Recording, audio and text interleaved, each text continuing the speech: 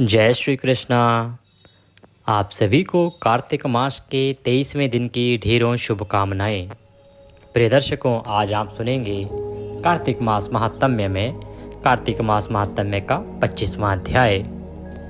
अभी वर्णन चल रहा है गंगा महात्म्य का। कार्तिक मास महात्म्य जिसका आरंभ हुआ था जब ब्रह्मदेव ने आरंभ में बताया कि किस प्रकार से कार्तिक का स्नान करना चाहिए, स्नान की विधि क्या है, नारायण के पूजन की विधि क्या है, कैसे कार्तिक में सालिग्राम भगवान का पूजन करना चाहिए, क्या महिमा है तुलसी की। फिर सनत कुमार आदि सभी ऋषियों ने पूछा कि प्रभु क्या कारण है कि भगवान नारायण को तुलसी इतनी प्रिय हुई, ऐसा क्या काम किया तुलसी ने। तो वह प्रसंग आया, ब्रह्मदेव ने सुनाया नारद जी को, नारद जी ने पृथु नाम राजा को और फिर सूत जी द्वारा नैमिसारण्य में सुनाया गया। जलंधर का वृतांत आया, वर्णन आया कैसा हमारा आश्रम होना चाहिए, अर्थात गृहस्थ आश्रम होना चाहिए। गृहस्थ आश्रम सभी आश्रमों में श्रेष्ठ कहा गया है ब्रह्मदेव के द्वारा। ब्रह्मदेव कहते हैं कि क्योंकि ये आश्रम सभी आश्रमों का आश्रयदाता है, इसीलिए ये सब आश्रमों में श्रेष्ठ है। चाहे कोई वानप्रस्थी हो, संन्यास हो, ब्रह्मचर्य हो, सब में श्रेष्ठ गृहस्थ आश्रम है क्योंकि ये सबको आश्रय देता है। तदुपरांत गंगा महात्म्य आरंभ हुआ। गंगा की महिमा क्या है, दीपदान कैसे करना चाहिए, गंगा स्नान कैसे कब करना चाहिए, और इसी में अब वर्णन चल रहा था जिसमें राजा बलि का वृतांत आया।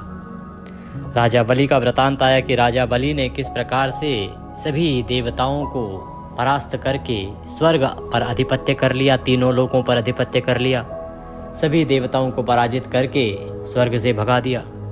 तब देवताओं की जो माता हैं अदिति, उन्होंने भगवान नारायण की तपस्या करी और कड़ी तपस्या करी।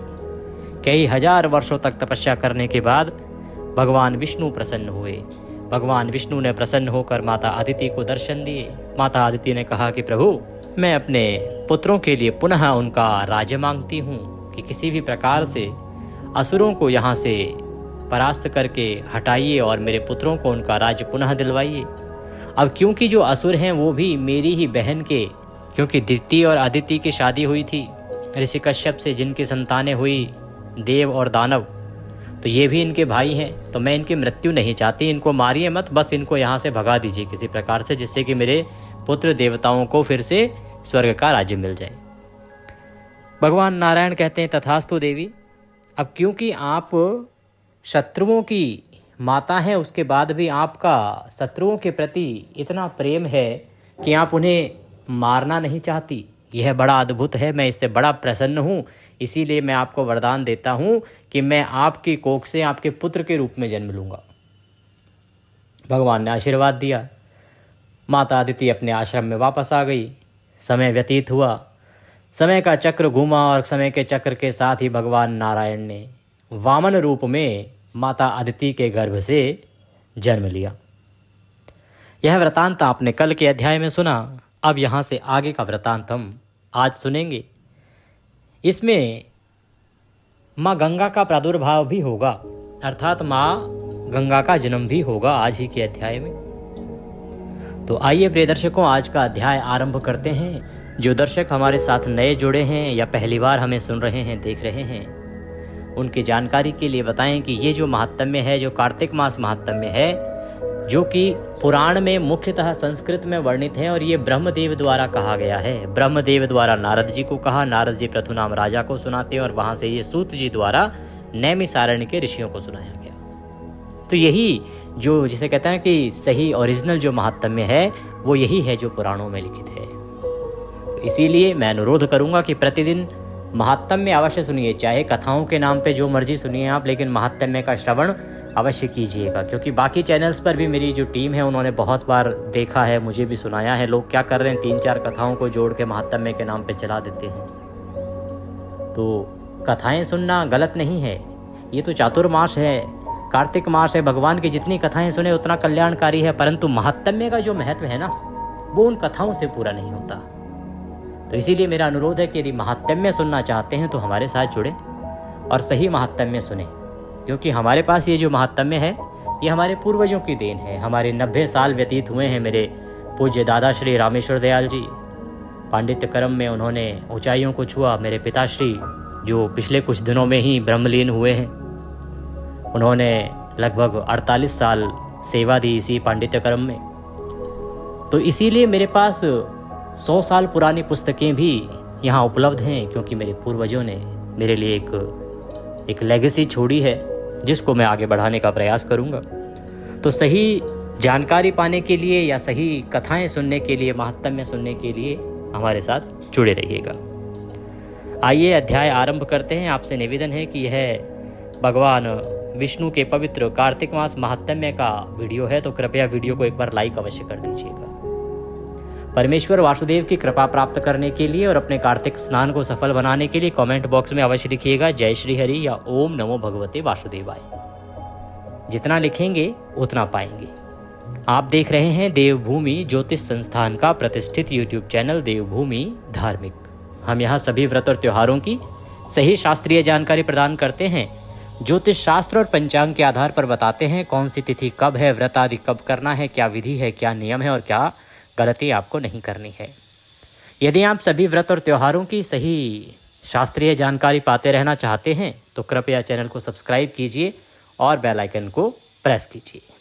आइए प्रिय भक्तों, अब आज का अध्याय आरंभ करते हैं। परम पूज्य गुरुदेव के चरणों की वंदना करते हैं। गुरुर्ब्रह्मा गुरुर्विष्णु गुरुर्देव महेश्वरः गुरुर्साक्षात् परब्रह्म तस्मै श्री गुरुवे नमः। बोलिए गुरुदेव महाराज की जय। या देवी सर्वभूतेषु मां सरस्वती रूपेण संस्थिता नमस्तस्यै नमस्तस्यै नमस्तस्यै नमो नमः। बोलिए सरस्वती महारानी की जय। बोलिए प्रथम पूज्य गणेश जी महाराज की जय। बोले कार्तिक मास महात्म्य की जय। आप सभी दर्शकों को, आप सभी श्रोतागण को मेरा नमस्कार। आइए आज का अध्याय आरंभ करते हैं। भार्गववाचः भगो दैत्यपते सौम्य अपहर्तु तगाश्रयम् विष्णुर्वामन रूपेण अदिते पुत्रं गतः। शुक्राचार्य बोले कि हे सौम्य, विष्णु तुम्हारा राज्य लेने के वास्ते अदिति के गर्भ से उत्पन्न हो चुके हैं। हे राजन, तुम्हारे यज्ञ में आए हैं और इनको कुछ देना नहीं। तो जैसे ही भगवान वामन के रूप में भगवान विष्णु ने जन्म लिया, अब क्योंकि दैत्यों के जो आचार्य हैं, गुरु हैं शुक्राचार्य, वो भी कोई साधारण तो है नहीं। अद्भुत शक्ति है उनके पास, अद्भुत तपस्या की है उन्होंने। यहाँ तक कि कुछ चीज़ें तो उनके पास देवताओं के गुरु से भी बेहतर हैं। वो अकेले गुरु हैं जिनके पास संजीवनी मंत्र है, जो मृत राक्षसों को जीवित कर सकते हैं। देवगुरु बृहस्पति के पास भी वह मंत्र नहीं है, वह शक्ति नहीं है। बड़े तपस्वी हैं, बड़े शक्तिशाली हैं दानव गुरु शुक्राचार्य जी। अब वो पहचान गए, सब समझ गए। अब क्या है कि राजा बलि ने यज्ञ का आयोजन किया। राजा बलि जो हैं वो बड़े दानवीर कहे गए हैं। उनका नियम था कि जो कोई सवेरे सवेरे ब्राह्मण उनके दर पे आएगा, उनसे जो भिक्षा मांगेगा वो अवश्य देंगे। उनके दर से कभी कोई खाली हाथ नहीं लौटता था। और वैसे भी धर्मात्मा थे, जैसा कि मैंने आरंभ में बताया। उन्होंने जो राज्य स्थापित किया, आप सोचिए, एक दानव होते हुए उनका राज्य इतना अच्छा कि वहाँ की प्रजा सदा कुशल से रहती है, प्रेम से रहती है। किसी को कोई रोग नहीं है, किसी को कोई धन की चिंता नहीं, किसी को भोजन की कमी नहीं, किसी पे कोई अत्याचार नहीं। कभी सुना और देखा है क्या भला किसी राक्षस के राज में? परंतु राजा बलि भगवान नारायण के भक्त हैं और वो सदा अपनी प्रजा पर दया करते हैं, बड़े ही दयालु हैं। इसीलिए उनका नियम है कि जो भी ब्राह्मण उनके घर आएगा वो ब्राह्मणों का बड़ा आदर सत्कार करते हैं। तो उन्होंने एक यज्ञ का आयोजन किया है। राजा बलि ने एक यज्ञ का आयोजन किया है और उस यज्ञ में अब वामन रूपधारी भगवान विष्णु पहुंच रहे हैं, पधार रहे हैं। तो उससे पहले देवगुरु शुक्राचार्य जो हैं वो राजा बलि को समझा रहे हैं, एडवांस में ही सब बता दे रहे हैं कि भाई विष्णु ने अवतार ले लिया है और वो ही तुम्हारे सामने आए हैं यज्ञ में। प्रिय भक्तों, अपनी बुद्धि जो है वो सुखकारी होती है और गुरु की बुद्धि जो है वो विशेष सुखकारी होती है। दूसरे की बुद्धि विनाश करने वाली होती है और स्त्री की बुद्धि प्रलयकारी होती है। समझिएगा, जब आप अपने विवेक से काम लेते हैं, अपनी बुद्धि से काम लेते हैं, तो उससे आपको जीवन में सुख प्राप्त होता है। और जब आप गुरु की बुद्धि से काम लेते हैं तो उससे आपको विशेष सुख मिलता है, क्योंकि गुरु सदा आपका विशेष सुख चाहता है। क्योंकि आपके पास जीवन का अनुभव नहीं है, केवल बुद्धि का प्रयोग कर रहे हैं, लेकिन गुरु के पास जीवन का अनुभव भी है और वो आपका सबसे बड़ा सहायक है, सबसे बड़ा हितैषी है। इसीलिए वो आपका गुरु है, इसीलिए वो विशेष सुखकारी होती है। और दूसरे की बुद्धि विनाशकारी, जो दूसरे की बुद्धि से काम लेता है वह सदा विनाश को प्राप्त होता है। आप देखेंगे, जब भी जो भी लोग दूसरे की सलाह से काम करते हैं, स्वयं का विवेक काम नहीं लेते, उनका अहित ही अहित होता है। क्यों? समझिए इसको एक उदाहरण के रूप में।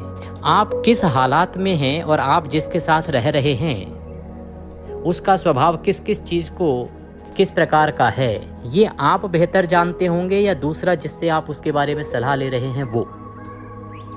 तो अब जिससे आप सलाह ले रहे हैं वो तो जानता ही नहीं जिसके साथ आप रह रहे हैं उसका वास्तविक स्वभाव कैसा है, क्योंकि वो तो कभी कभार मिला है या उसने 2-4 बातें सुनी हैं। और सुनी कौन सी बातें होंगी? जो आपने बताई होंगी। आप कौन सी बात बताओगे? वही बातें ना जो लड़ाई झगड़े हुए होंगे, जो आपको बुरे लगे होंगे।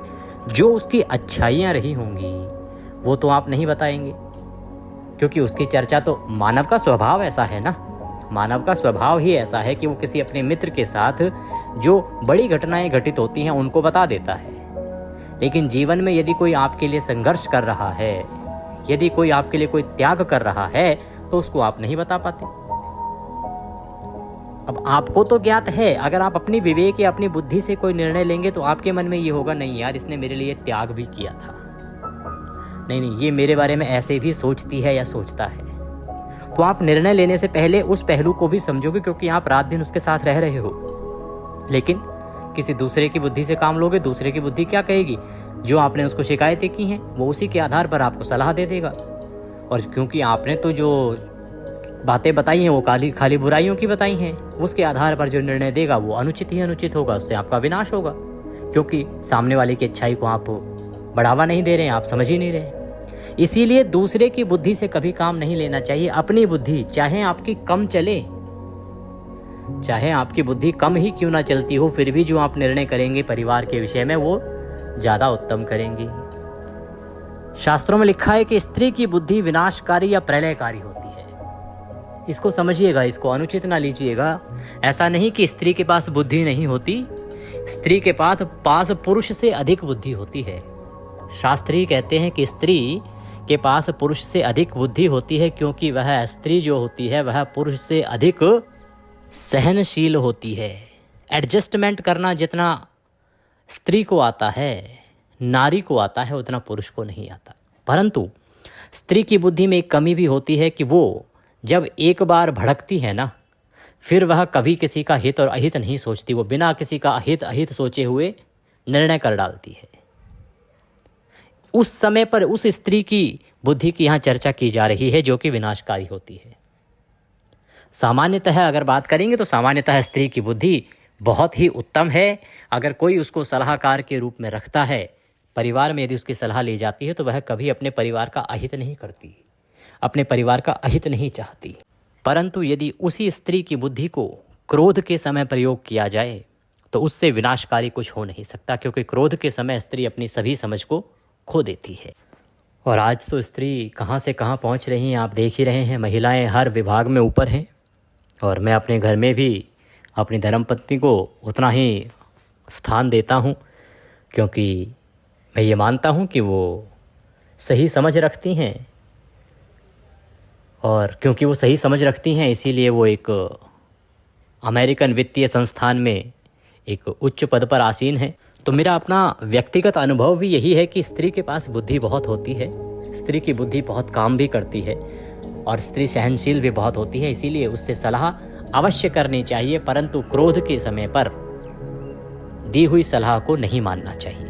स्त्री क्रोध के समय जो सलाह देगी वह उचित नहीं होती है, क्योंकि शुक्राचार्य जो हैं गुरु हैं, तो वो विशेष हितकारी सलाह दे रहे हैं, विशेष सुखकारी सलाह दे रहे हैं अपने शिष्य राक्षस राज बलि को। कहते हैं कि जो शत्रुओं का हित करने वाला हो उसको अवश्य मारना चाहिए, सहायक के नाश होने पर कुछ उपाय नहीं चलता। इस प्रकार जब गुरु जी समझा रहे हैं तो राजा बलि कहते हैं, एवं गुरो न वक्रव्यम धर्म मार्ग विरोधतः यद्यादत्ते स्वयं विष्णु किम स्मादधिकम परम। राजा बलि बोले, गुरु जी धर्म मार्ग विरोधी बात नहीं कहना चाहिए। जो विष्णु आप ही ग्रहण करेंगे तो इससे अधिक क्या है। विद्वान लोग विष्णु के प्रसन्न करने के लिए यज्ञ करते हैं, सो साक्षात आए हैं। अरे इससे बढ़कर और क्या चाहिए। राजा बलि कहते हैं कि हे गुरुवर, आप तो गुरु हैं, धर्म विरोधी बातें आपको शोभा नहीं देती। अगर भगवान विष्णु मान लो स्वयं आए हैं ग्रहण करने के लिए, तो इससे अच्छा क्या हो सकता है। अरे विद्वान लोग तो भगवान विष्णु को प्रसन्न करने के लिए न जाने कितने जप करते हैं, तप करते हैं, यज्ञ करते हैं। सो साक्षात हमारे यहाँ पर अगर पधारे हैं तो इससे बढ़कर तो गुरुवर कुछ हो ही नहीं सकता। किसी दरिद्री से भी विष्णु को क्या दिया हुआ दान अक्षय होता है। अगर कोई दरिद्री पुरुष है, वह भी अगर विष्णु को कुछ दान दे देगा तो क्या वो अक्षय होगा। परम भक्ति से स्मरण किए गए पुरुषोत्तम भगवान पवित्र हैं, और दुष्ट चित्त वाले भी जो भक्ति से विष्णु जी का स्मरण करते हैं उनका भी पाप विष्णु जी हरते हैं। कहते हैं कि जो भगवान विष्णु हैं वो तो सबको पवित्र करने वाले हैं। अगर किसी का दुष्ट चित्त हो, अर्थात जो कुकर्मों में लगा हो, पापों में लगा हो, वो भी यदि एक बार सच्चे दिल से भगवान का स्मरण कर लेता है तो भगवान विष्णु तो उसके भी पापों को उतनी ही अच्छी तरह से हर लेते हैं जैसे अपने भक्तों के। जैसे इच्छा बिना भी स्पर्श की हुई अग्नि जलाती है, जिसकी जिह्वा में हरि ऐसे 2 अक्षर वर्तमान हैं, वह पुरुष आगमन रहित विष्णु के लोक को प्राप्त होता है। गुरुजी कहते हैं कि हे गुरुवर, अगर हम अग्नि की बात करें तो आपकी इच्छा नहीं भी होगी ना जलने की, फिर भी अगर आप उसको छुओगे तो वो तो जलाएगी। गुरुवर, जिसकी जीभ पर हरि नामक 2 अक्षर आ जाते हैं ना, जो हरि 2 शब्द बोल लेता है, वह पुरुष आगमन रहित विष्णु के लोक को प्राप्त होता है। आगमन रहित अर्थात जहाँ से दोबारा आपका आगमन नहीं होता, जहाँ आपकी मुक्ति हो जाती है। लोग नारायण को क्यों भजते हैं? मुक्ति के लिए। मुक्ति किससे? इस जन्म मरण के जो चक्र है इससे छुटकारा चाहिए कि बार बार जन्म लोगे, फिर कर्म करोगे, फिर पापों को भोगोगे, फिर मृत्यु लोक में जाओगे, फिर जन्म, फिर मृत्यु। इस प्रकार का जो चक्र है, इससे मुक्ति पाने के लिए ही तो जीव हरि को भजता है। तो हरि नामक जो शब्द हैं, इनको जो जप लेता है वह इस जन्म मरण के बंधन से छूट जाता है। राजा बलि कहते हैं कि अग्नि में व ब्राह्मण में जो लोग हवन करते हैं, विष्णु की बुद्धि करके उसमें विष्णु प्रसन्न होते हैं। मैं तो विष्णु जी के प्रसन्न होने के वास्ते यज्ञ करता हूँ। कहते हैं कि जो ब्राह्मण हैं, ऋषिगण हैं, वो यज्ञ करते हैं। किस लिए करते हैं? हवन करते हैं। किस लिए करते हैं? भगवान विष्णु को प्रसन्न करने के लिए, और उसी से भगवान विष्णु प्रसन्न होते हैं। तो मैं भी भगवान विष्णु के प्रसन्न होने के वास्ते ही यज्ञ कर रहा हूँ। यदि आप ही विष्णु यहाँ आते हैं तो मैं तो कृतार्थ हो गया। मैं ये जो यज्ञ कर रहा हूँ ये भी तो उन्हीं की प्रसन्नता के लिए कर रहा हूँ। अगर वो आ गए यहाँ तो इससे बड़ा मेरे लिए क्या सौभाग्य हो सकता है। ऐसे बलि नाम दानव के बोलते हुए वामन रूपधारी भगवान यज्ञ के स्थान में आ गए। तो इस प्रकार से गुरु को राजा बलि जो हैं समझा ही रहे हैं। अभी जहाँ यज्ञ चल रहा है वहाँ पर गुरु को समझा रहे हैं कि आप ऐसी सलाह ना दो, कि भगवान आ गए हैं, छल करेंगे, ये करेंगे, वो करेंगे, जो भी करेंगे मेरा तो उद्धार ही है। ऐसा वार्तालाप वो कर ही रहे थे गुरु और शिष्य बलि और शुक्राचार्य। तभी वहां पर छोटे से बालक के रूप में वामन रूपधारी भगवान नारायण पधार गए। सूत जी कहते हैं कि बलि ने विष्णु जी को अर्घ्य दिया, नेत्र में अश्रुयुक्त बलि बोले। अब क्योंकि जो आए हैं वामन रूपधारी, हाथ में कमंडलू धारण किए हुए, ब्राह्मण बालक का वेश है। अब ब्राह्मण को तो पूजा की ही जाती है, ब्राह्मण और ऋषि को सदा अर्घ्य दिया जाता है। राजाओं के यहाँ यही रीत रही है, यही नियम रहा है। अतः उसी नियम का पालन करते हुए जैसे ही उनको देखा तो राजा बलि ने तुरंत ही उनका जो आतिथ्य सत्कार है वह किया, उनको अर्घ्य आदि दिया। राजा बलि की आंखों में अब आंसू हैं।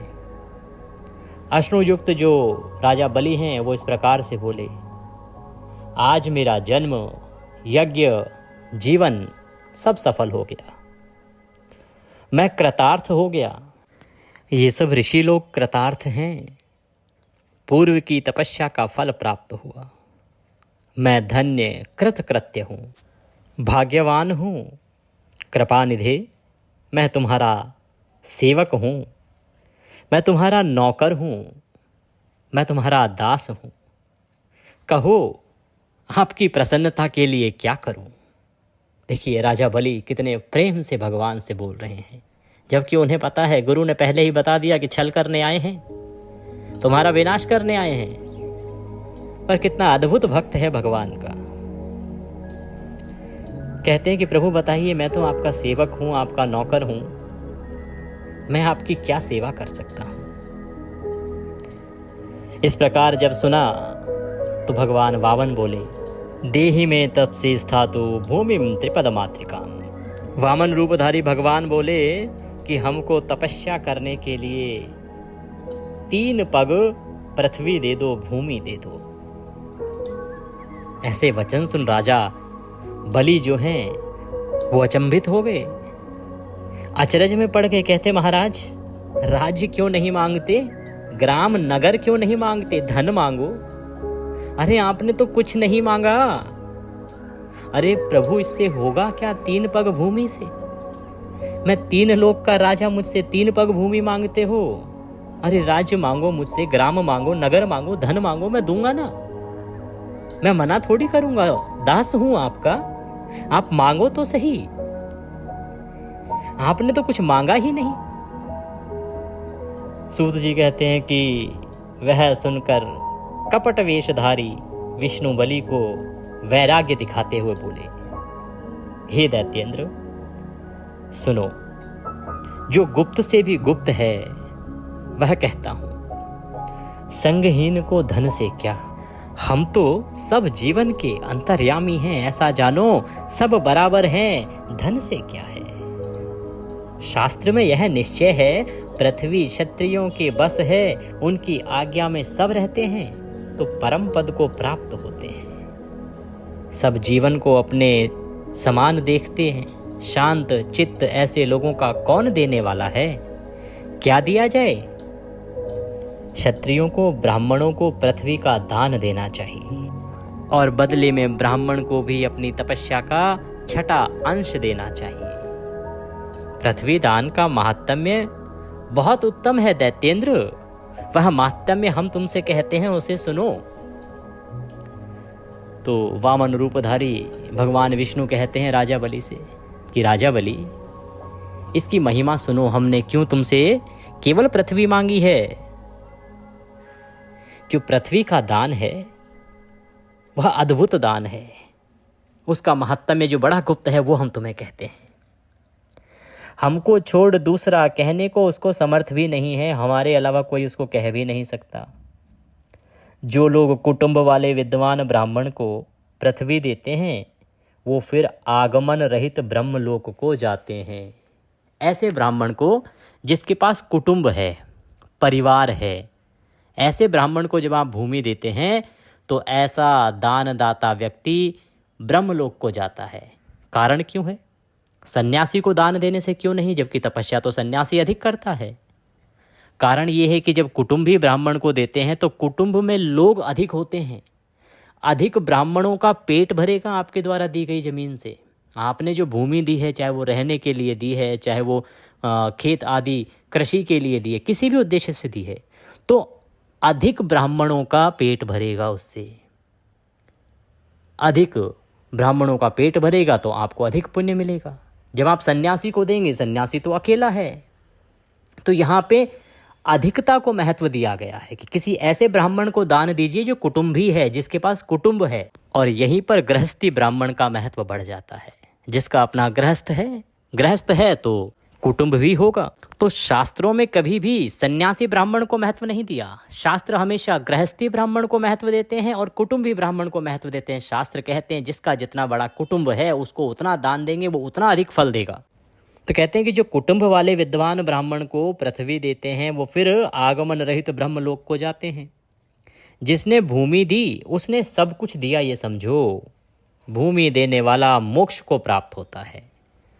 रोजगारहीन, दरिद्री, कुटुंबी ऐसे ब्राह्मण को जो खेती करने वाली भूमि दान करता है उसका फल सुनो। गंगा जी के तट में जो कोई विधि से 100 अश्वमेध यज्ञ करता है उसको जो फल मिलता है सो पृथ्वी दान करने वाले को मिलता है।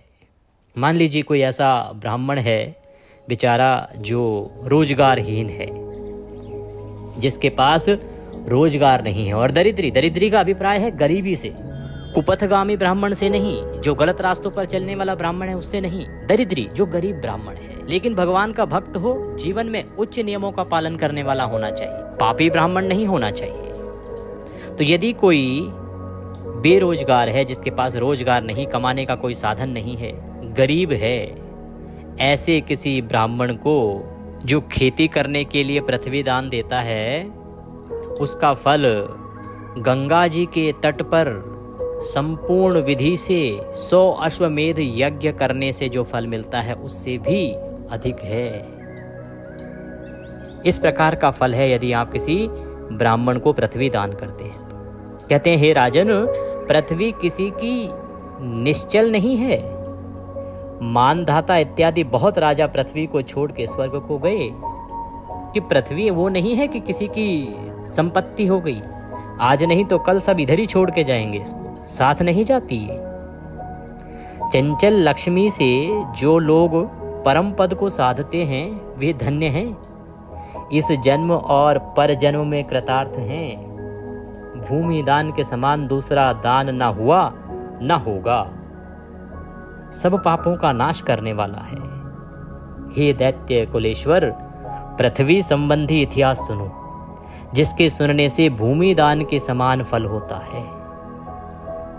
तो भगवान वामन जो हैं राजा बलि को महत्व समझा रहे हैं कि पृथ्वी दान क्यों करनी चाहिए। उन्होंने 3 पग भूमि मांगी है, इसका क्या फल है, और उसको समझाते हुए वो पृथ्वी के दान की महिमा बता रहे हैं। आगे अब वो कहते हैं कि पृथ्वी संबंधी जो इतिहास है इसको सुनो, इसको सुनने मात्र से ही भूमि दान करने का फल प्राप्त होता है।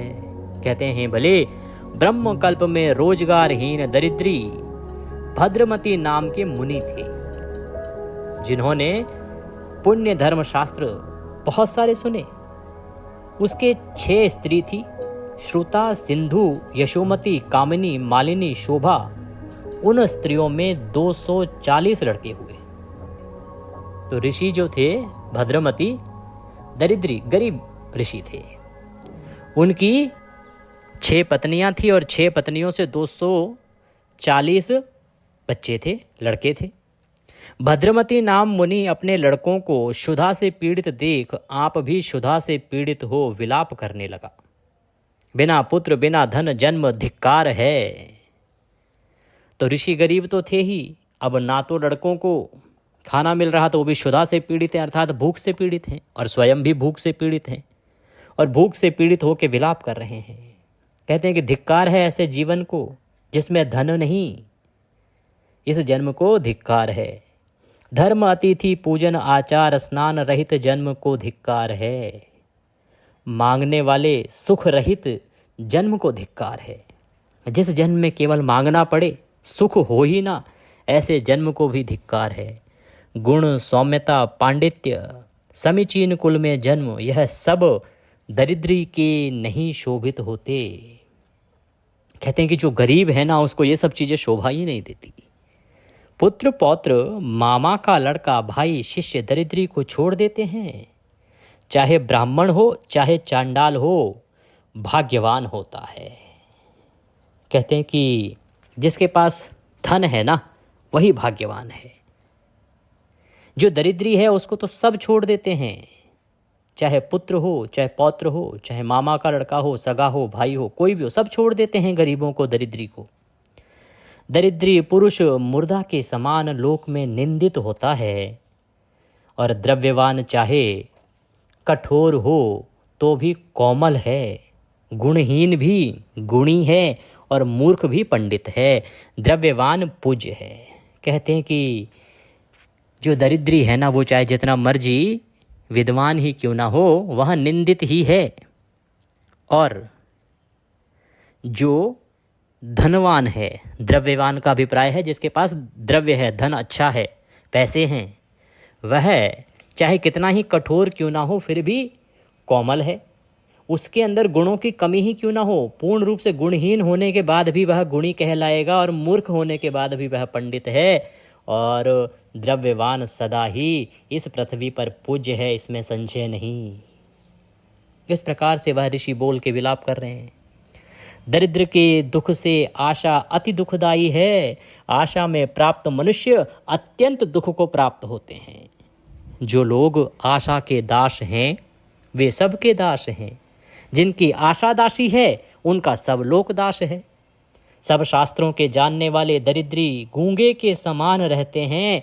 दरिद्र रूपी महाग्राह ने जिसको पकड़ा, उसको छुड़ाने वाला कोई नहीं है।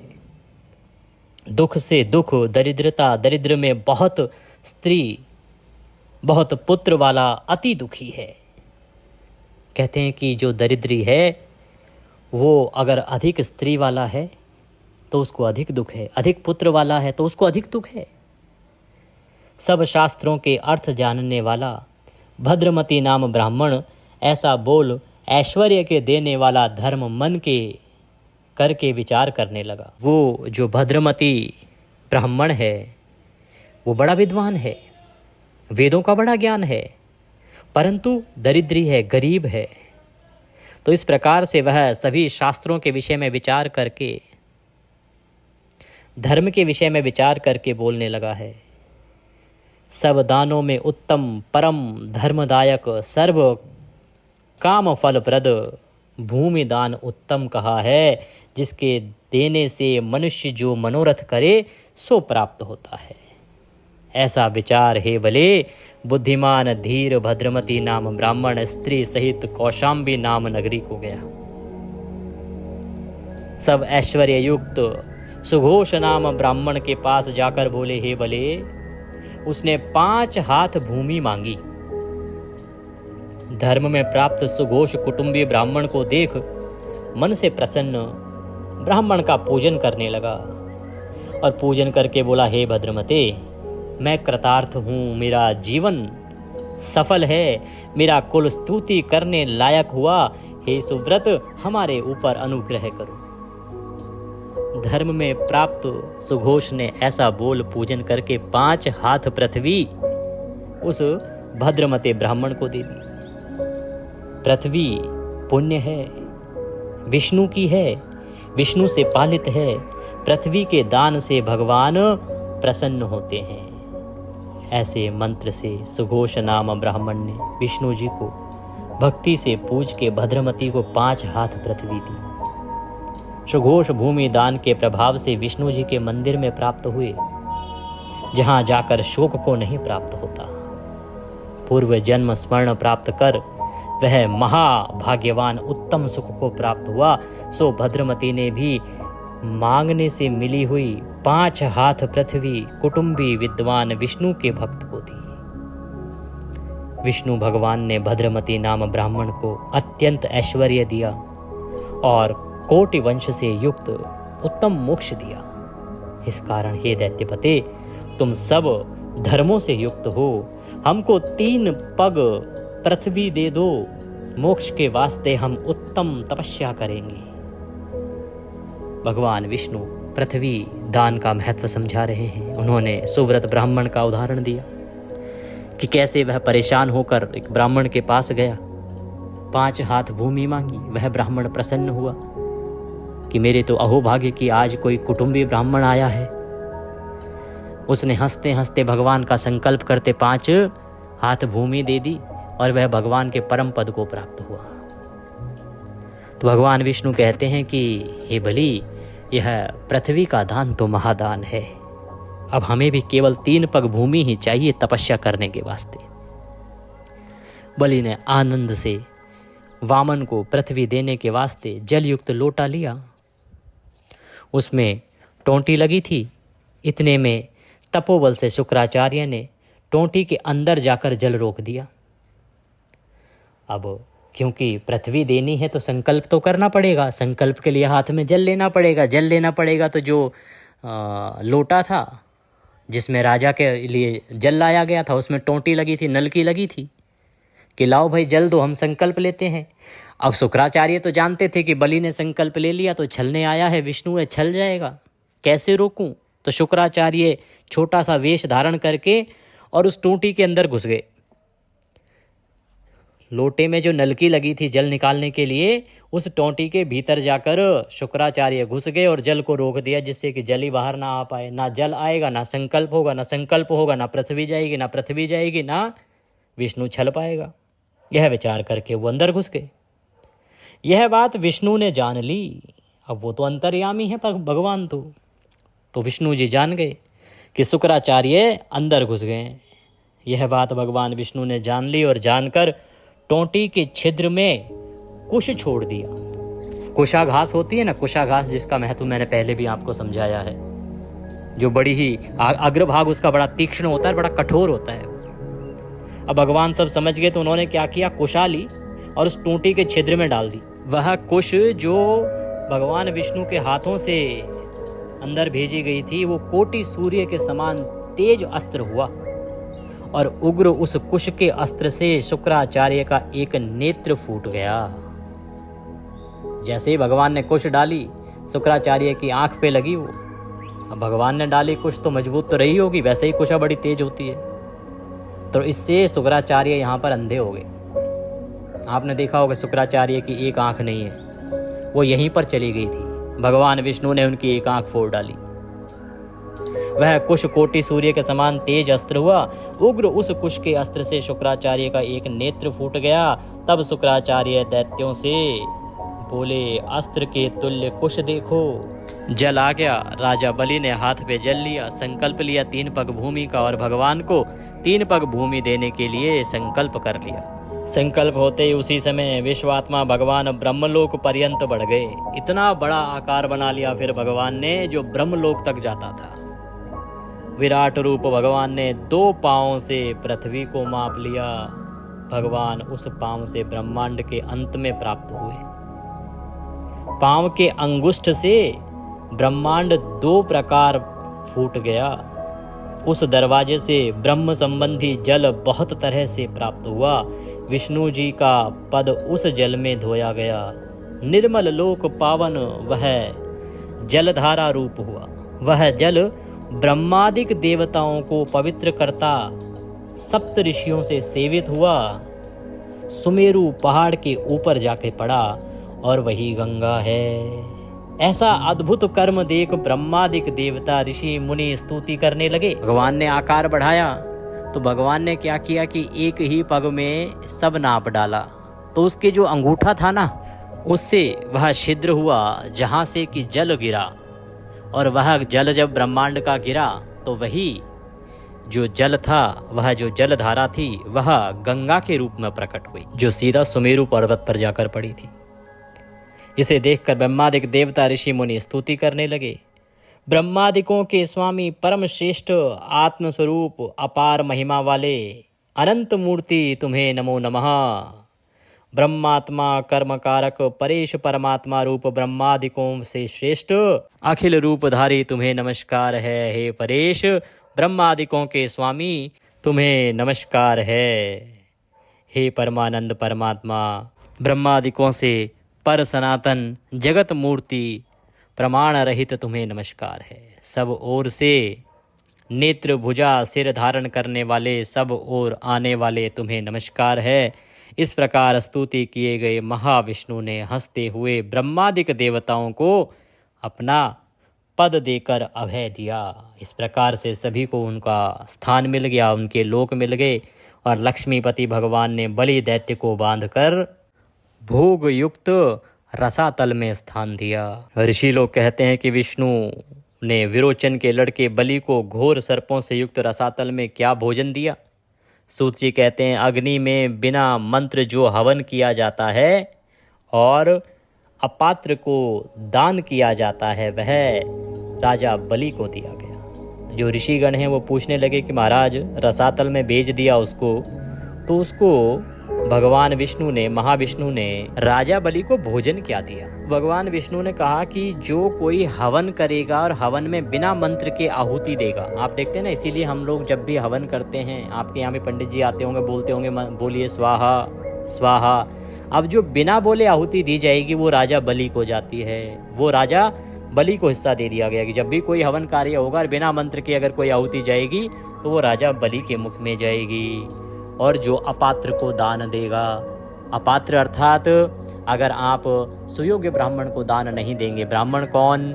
जो वेद पाठी हो, ब्राह्मण कौन? जो भगवान का स्मरण करता हो, ब्राह्मण कौन? जो धर्म कर्म करता हो, जो भगवान की भक्ति करता हो। ऐसे सुपात्र को जो दान देगा वही आपको फल प्राप्त होगा, क्योंकि वह भगवान विष्णु को जाएगा। और जो कुपात्र को देगा, किसी ऐसे ब्राह्मण को जो ना धर्म करता ना कर्म करता, जिसका पांडित्य कर्म से लेना देना नहीं, केवल नाम का ब्राह्मण है, जो ना जाप करता है, ना भगवान का नाम लेता है, ना वेद पढ़ता है, ना पुराण पढ़ता है, ना गुणी है, उसको जो दान देगा वह अपात्र का दान है और वो दान राजा बलि के पास जाएगा। तो वह दान भी आपका राक्षसों को लगता है। इसीलिए मैं कहता हूँ कि सदा सदपात्र ब्राह्मण को ही दान दीजिए। अपवित्रता से जो हवन व दान होता है उसे बलि दैत्य पाता है। इस प्रकार भगवान विष्णु ने बलि को और राक्षसों को रसातल दिया अर्थात पाताल दिया, देवताओं को उत्तम स्वर्ग दिया, देवताओं से पूजित महर्षियों से स्तुति गंधर्वों से गीयमान फिर वामन रूप हो गए। इस प्रकार बड़ा कर्म देख ब्रह्मादि मुनियों ने पुरुषोत्तम भगवान को प्रणाम किया। सर्वभूतात्मक वामन रूपात्मक को प्राप्त विष्णु भगवान संपूर्ण लोक को मोह देने वाली तपस्या करने को गए। विष्णु जी के पाम से उत्पन्न गंगा का ऐसा प्रभाव है जिसके स्मरण मात्र से सब पापों से मनुष्य छूट जाता है। गंगा निश्चय से सब पापों को दूर करती है। हे राजन, बाल, हाड़, नख, दंत, भस्म गंगा के स्पर्श मात्र से उत्तम पद को प्राप्त होता है। हे राजन, मनुष्यों से जिसकी हड्डी का भस्म गंगा में छोड़ा जाता है वह चाहे महापापी ही होवे परम पद को प्राप्त होता है। हे राजेंद्र सुनो, गंगा सब पापों को नाश करने वाली है। गंगा जल के विद्युमन मात्र से सेवन से नरकों का भय दूर हो जाता है। हे राजन, मुनियों ने जो पाप कहे वे सब गंगा के बिंदु मात्र से नाश होते हैं। जो पुरुष इस अध्याय का सावधान चित्त से पाठ करते हैं या सुनते हैं अथवा देवालय में देवता के स्थान में कहते हैं, उसे 1000 अश्वमेध यज्ञ का फल प्राप्त होता है। इति कार्तिक महात्म्ये 25वां अध्याय संपूर्ण। इसी के साथ यह 25वां अध्याय यहाँ पूर्ण हुआ। बोले विष्णु भगवान की जय। प्रिय दर्शकों, आज का अध्याय काफ़ी बड़ा था, आपको समय बहुत लगा होगा, मैं क्षमा प्रार्थी हूँ, पर आपने सुना। प्रसंग ही इतना उत्तम था और मैं कभी अपने आप को रोक नहीं पाता। जब भी कोई ऐसा प्रसंग आता है जो मानव कल्याण के लिए हो तो मैं उसको अपने आप से ही प्रयास करता हूँ कि कुछ और विस्तार से समझाने का प्रयास करूँ। तो जुड़ने के लिए आप सभी का धन्यवाद। कुछ कहना चाहते हैं, पूछना चाहते हैं, कमेंट बॉक्स में लिख के पूछ लीजिएगा। दक्षिणा स्वरूप कुछ भी भेजना चाहते हैं तो स्क्रीन पर नंबर आ रहा है उस पर भेज सकते हैं, या जो QR कोड आ रहा है उस पर भी सीधे हमारे बैंक खाते में भेज सकते हैं। कुछ समय बचा है, भीष्म पंचक आरंभ हो रहा है, बहुत ही महत्वपूर्ण है भीष्म पंचक। उससे संबंधित वीडियो मैंने अपलोड किया है, उसका लाभ लीजिएगा। जो आने वाली एकादशी है ना, त्रिस्पर्शा एकादशी है, 3 तिथियों को स्पर्श कर रही है। अद्भुत एकादशी का योग है। वीडियो मैंने अभी अपलोड किया है उसका भी लाभ लीजिएगा, और आंवला नवमी का जो वीडियो है कि कैसे आंवले का दीपदान करें वह भी अपलोड हो चुका है, उसका भी अवश्य ही लाभ लीजिएगा। नारायण सब पर कृपा करें। हरे कृष्ण।